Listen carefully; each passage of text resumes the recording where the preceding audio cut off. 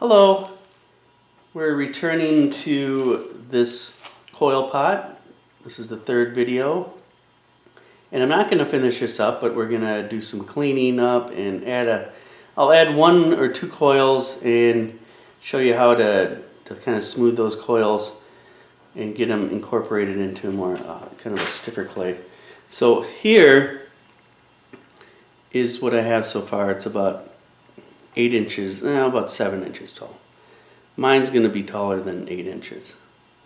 But it's conforming to this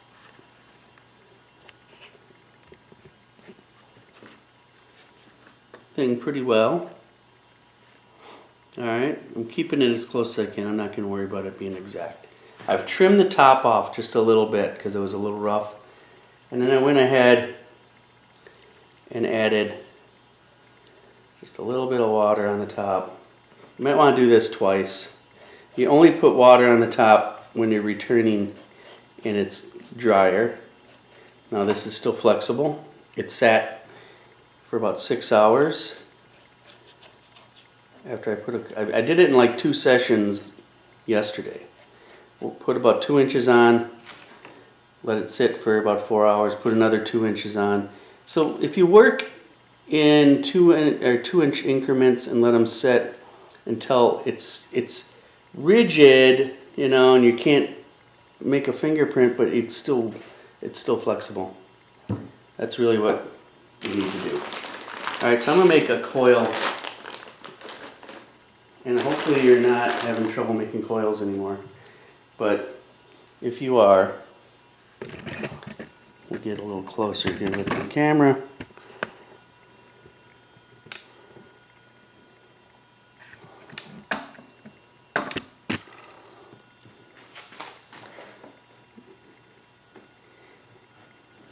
And it's really about, you know, steady, even pressure. When it's thicker like this and I'm trying to get it thin, you might have to push a little harder.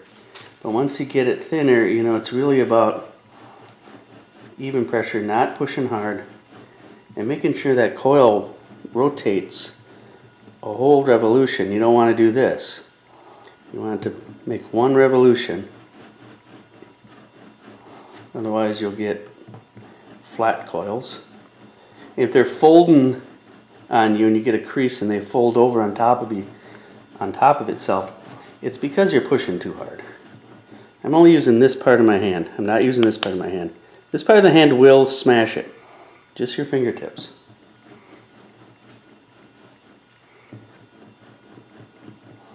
There we go. They don't have to be perfect, but the more even they are, the better luck you'll have with your wall thickness being even. I just put that little flatness on there. I don't squash it to death.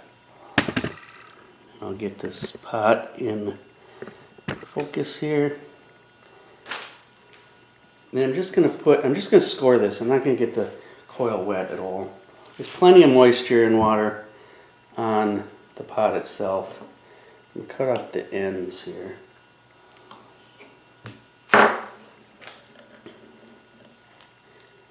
And then just start putting it towards the inside. And I'm holding my hand like this because I want it to go inward. See how I'm going inward towards the inside of the pot? I'm not doing this anymore. If I do that, it'll never go in. You'll just get a big wide pot. You'll never get that thing. I fold it over the top there, overlap. So I'm getting that thing to go directionally inward. It's pretty simple. If you do that, you'll never have any trouble. All right.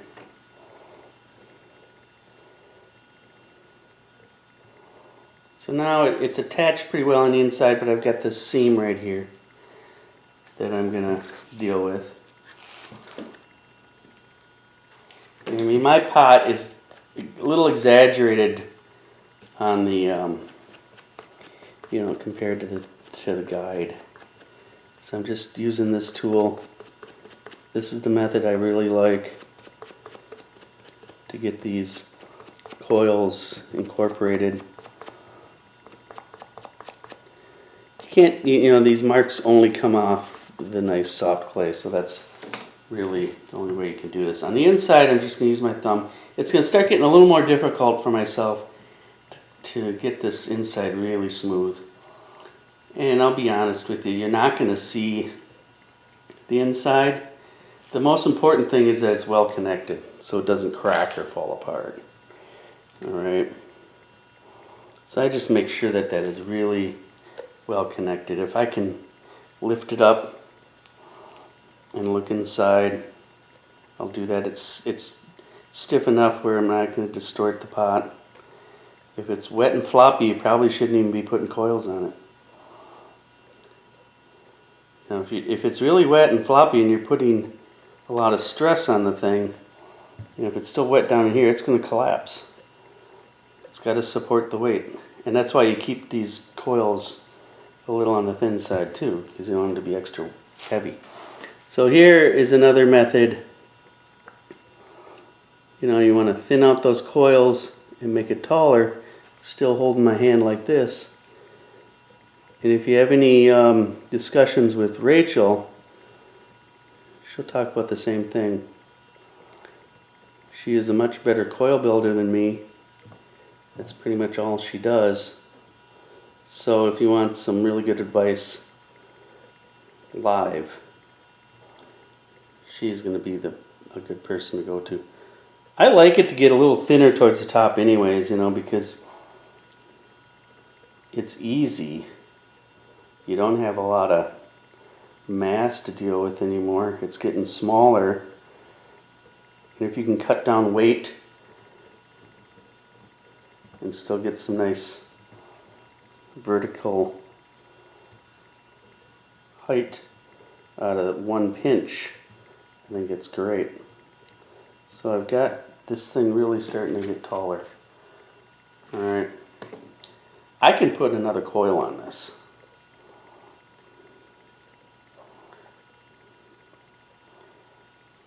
I don't want to rush. I'm rushing this for a demo purpose because I don't think anybody wants to sit and watch an hour-long video. That's why I try to break them up into sessions.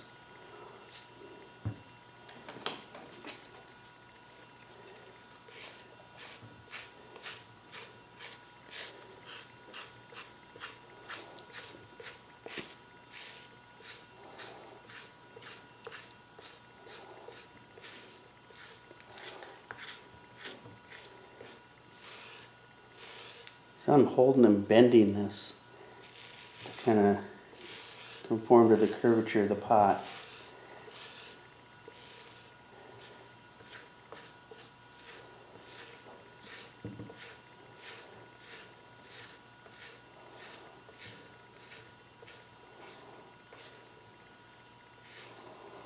I'll come back later and clean that up more, but because I don't want to waste time doing that, but you get the idea. Then you can go back and tap it with the... It's good to look at it from this angle and the top angle and really pay attention to that shape. Now, is it okay for me to just start putting coils on this when this is really uneven? I don't mind this. This is a little weird. It's where that clay was doubled over, and it is a little tall. I'm just going to slice that little bit off. I am going to put one more coil on this, and I'm not going to put any water on it. Remember, I don't need to. I'm just going to put a little score on the inside edge. And I'm not going to make such a thick coil now. I don't need to... I'm afraid if I make something a little too thick right here, it might start to collapse or get a little too heavy. You want to keep that thickness right now towards the top. I think a 1/4 inch. You don't want it, you know, the rest of the pot should be like 3/8. A 1/2 inch is almost too thick. So 3/8 is just about an 1/8 inch smaller than a 1/4. Than a 1/2. about 1/8 inch larger than a quarter. So it's somewhere in between a quarter and a half. When we get to the top, I wouldn't mind seeing it be more like a quarter. It's because I think it looks a little nicer on the top edge when it's thinner. It's not so bulky. These aren't big pots. These are really small pots, so they don't have to be, I mean, a 1/4 inch is overall thickness wouldn't be bad, but 1/2 inch is just getting a little too thick. And if it's that thick at the bottom, for the first 2 inches, I guess it's not the end of the world, but I don't want to see it 1/2 inch all the way to the top. It'll be pretty heavy. Okay, so there, I'm not putting any water on it. I'm just putting it towards the inside, being really careful not to stress out anything and push. I don't push down because that can cause it to collapse a little. You just can't be rough. You have to learn to be gentle and patient and do things slow. That's why 2 inches at a time. I'm giving you guys a ton of time on this. You know, and so I think that if you use your time wisely, this shouldn't be that hard. You just don't rush it. If you wait till the very end and try to finish it in 2 days, which I think you could if you absolutely had to, but I don't think that's ideal. I don't think you're going to have a very good experience. If you have to start over, that's another reason I've kind of built this extra time into it, because don't be, don't be so tied to this thing and think you'll never be able to do it again. If it's not working out, just scrap it. You run out of clay. I have a few thousand pounds of clay here at Inver Hills, and we'd be happy to give you some more clay. Alright, so don't worry about running out of clay. Don't worry about wasting that clay. You're not going to waste it. It's pretty cheap. It's one of the cheapest things we have for materials. So just take your time.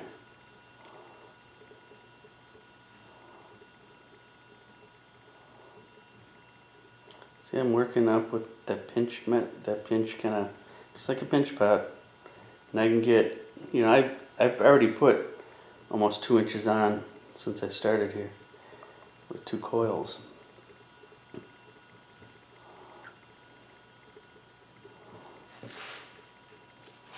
Now it's starting to look like a pot,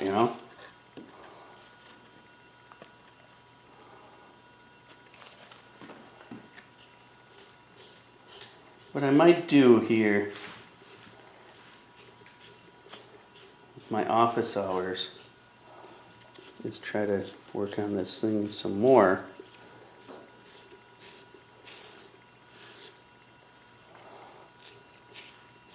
So I'll invite people to come and they can watch me work on it, and I'll record it.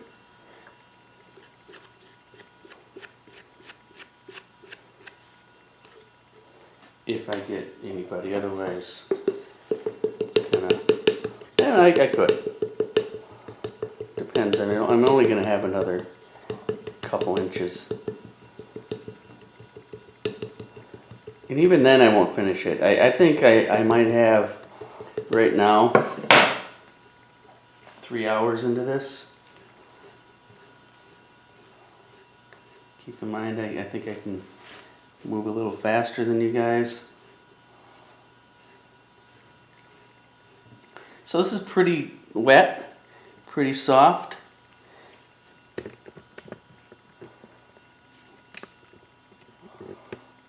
So I'm going to be careful not to, I think a lot of this smoothing could be done maybe in an hour.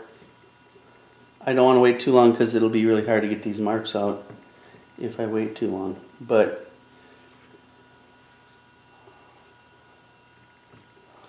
I figure it'd work about 15-20 minutes every time you sit down and work on it. No more than a half hour. If you do that every day, it's not too bad. It's pretty easy. So I'm trying to emphasize to make sure that you come in, you know, or you'd work on this in small intervals. All right. So there we have another couple inches. And I'll go back and do a lot of refining and reshaping, you know, and I would expect you guys to kind of do the same. All right, thanks a lot.